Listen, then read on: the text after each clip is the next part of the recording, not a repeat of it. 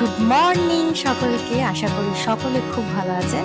আমিও ফাটাফাটি রকমের ভালো আছি। কাশ্মীর থেকে ঘুরে এসেছি বেশ কয়েক মাস হয়ে গেল, তবু কাশ্মীরের ফোবিয়া আমাকে ছাড়ছে না।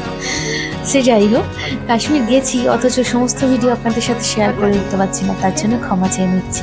গুলমার্গের ভিডিও আপনাদের সাথে আগে শেয়ার করে দিয়েছি, কিন্তু ডাল লেকের ভিডিওটা তো শেয়ার করাই হয়নি। ডাল লেকের ভিডিওটা বিশাল বড়, প্রায় আধা ঘন্টার ওপর। আমি সেটাকে কেটে ছেটে 6 মিনিটে নিয়ে এসেছি, শুধু ডাল লেকটুকু দেখাবো বলে। কাশ্মীর যাব অথচ ডাল লেক যাবো না, সেটা কখনো হয়? এবার বলবেন ডাল লেকে গেলে কেমন কি খরচা, শিকারা ভ্রমণ করতে কেমন খরচা হয়?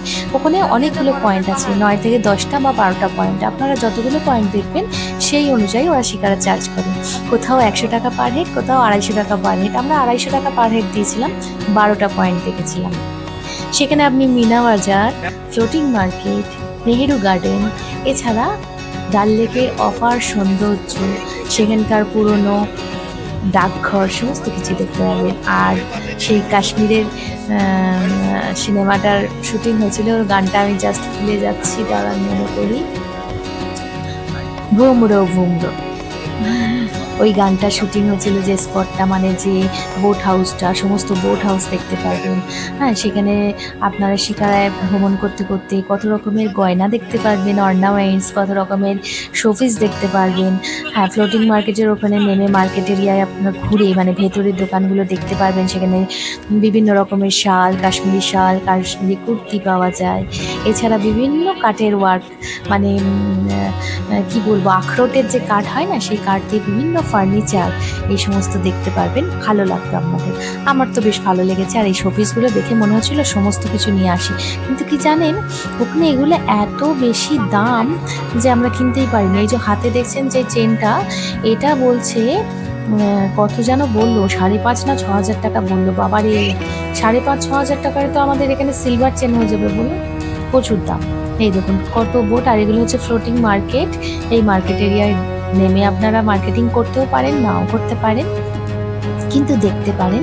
এখানে আমার যেটা বেশি ভালো লেগেছিল সেটা হচ্ছে ওদের কাঠের যে উডেন ওয়ার্কগুলো হয়, সেগুলো আমার খুব ভালো লেগেছিলো। আখরোট দিয়ে যে কাঠ, সেই কাঠে নাকি ঘুণ ধরে না। কথা চলিয়ে যাচ্ছে, সরি। হ্যাঁ, সে যাই হোক, চলুন। এই দেখুন কত রকম কুর্তি, কত রকম সোয়েটার, শল, এখানে সমস্ত কিছুই পাবেন।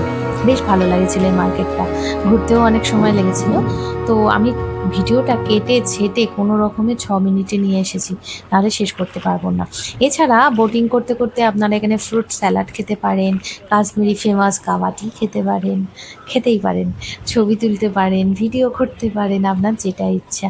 আমরা কাশ্মীরে বোটে মানে শিকারায় বেশ কিছু ছবিও তুলেছিলাম। তো পার পিকচার নিয়েছিল 300 টাকা করে, আমার মনে পড়ছে 300 টাকা করে বোধহয় নিয়েছিল। তো আমরা তুলেছিলাম, আমি 3টে ছবি তুলেছিলাম, আমার বোন যে 3টে ছবি তুলেছিল। এবং ছবি তোলার সময় আপনি ছবিগুলোর থেকে যদি আপনার মনে হয় যে একটু ভিডিও করে নেবো, তো করে নিতে পারেন, ওদের আপত্তি নেই। তো আপনারা কাশ্মীরে গেলে অবশ্যই ডাল লেকে যাবেন। তো আজকে ভাবলাম শুধু ডাল লেকটাই শেয়ার করি। আমরা কিন্তু এদিনে গেছিলাম অনেক জায়গায়, শঙ্করাচার্য মন্দির গেছিলাম, কাশ্মীরে অনেক গার্ডেন আছে, সেই গার্ডেনগুলোয় গেছিলাম, কিন্তু সমস্ত ভিডিও তো একদিনে শেয়ার করা সম্ভব না, বিশাল বড় হয়ে যাবে। আর সত্যি কথাই বলতে কি, আমার একটু সময়েরও টানাটানি হয়, মানে সমস্ত কাজ করে আমি ভিডিও করি, এডিটিং করি, তারপর আপনাদের দেখাই। এবার দেখাবো আপনাদেরকে কাশ্মীরে যে বলছিলাম উডেন ওয়ার্কগুলো, জাস্ট অসাধারণ। আমার যদি বাড়ি কাছে হতো না, এই সমস্ত হাতের কাজ করা, এই সমস্ত কাঠের জিনিস, কাঠের ফার্নিচার আমি সব নিয়ে চলে আসতাম। বেশ দামি দামি হবে না কেন বলুন তো, প্রত্যেকটা জিনিস ওরা হাতে, মানে নিজে হাতে তৈরি করে। এই যে বয়স্ক মানুষটিকে দেখছেন, এই উডেন বক্সটা কি সুন্দর দেখুন, হাতে করে তৈরি করছে। কষ্টের কাজ ভাই, তো দাম তো হবেই। এই ছোট্ট বক্সটার দাম ওখানে বলেছিল সম্ভবত 20,000 টাকা মতো, 20,000 টাকা মতো বলেছিল। তো আমি নিতে পারিনি, কারণ ওখানে আমরা ক্যাশ তো ক্যারি করতেই হচ্ছিল, কিন্তু সেই সময় সেই মুহূর্তে আমাদের কাছে অত ক্যাশ ছিল না যে ওটা নিয়ে নেবো। এছাড়া অনেক রকম ফার্নিচার আছে, অনেক রকম কাঠের শোপিস আছে। ওরা বললে এগুলো সমস্তই হচ্ছে আখরোটের কাঠ দিয়ে তৈরি এবং এগুলোতে নাকি ঘুণ ধরে না।